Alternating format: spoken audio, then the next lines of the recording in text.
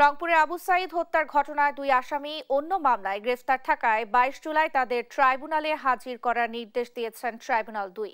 সেই সঙ্গে পলাতক ভিসি হাসিবুর সহ ২৪ জনের বিরুদ্ধে ৭ দিনের মধ্যে পত্রিকায় বিজ্ঞপ্তি প্রকাশের নির্দেশ দেওয়া হয়েছে। এদিকে জুলাই আগস্ট গণহত্যায় আশুলিয়ার ৬ লাশ পোড়ানোর মামলার পরবর্তী শুনানি ১৬ জুলাই ধার্য করেছেন ট্রাইব্যুনাল ২।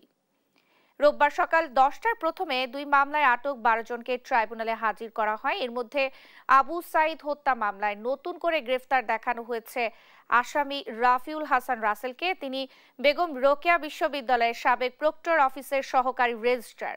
আরেকজন বেরোবির প্রক্টর অফিসের কর্মচারী আনোয়ার পারভেজ। তাদের দুজনকেই মামলায় গ্রেফতার দেখিয়ে ২২ জুলাই ট্রাইব্যুনালে হাজির করার নির্দেশ দিয়েছে আন্তর্জাতিক অপরাধ ট্রাইব্যুনাল ২।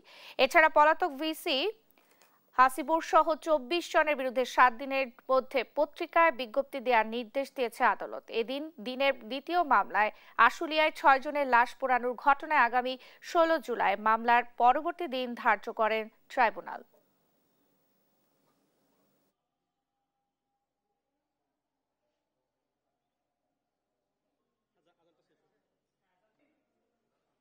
আশুলিয়া থানার সামনে বৈষম্য বিরোধী আন্দোলন চলাকালীন সময়ে ৫ জন শহীদের লাশ এবং একজন আহতকে একসাথে যে পুড়িয়ে নির্মম নিষ্ঠুরভাবে পৈশাচিক কায়দায় তাদের লাশগুলো পুড়িয়ে দিয়েছে। এই মামলাতে ৮ জন আসামি কাস্টডিতে আছে, আর ৫ জন আসামির ওয়ারেন্ট এক্সিকিউশন রিপোর্ট এখনো ট্রাইব্যুনালে আসেনি, এসে পৌঁছায়নি।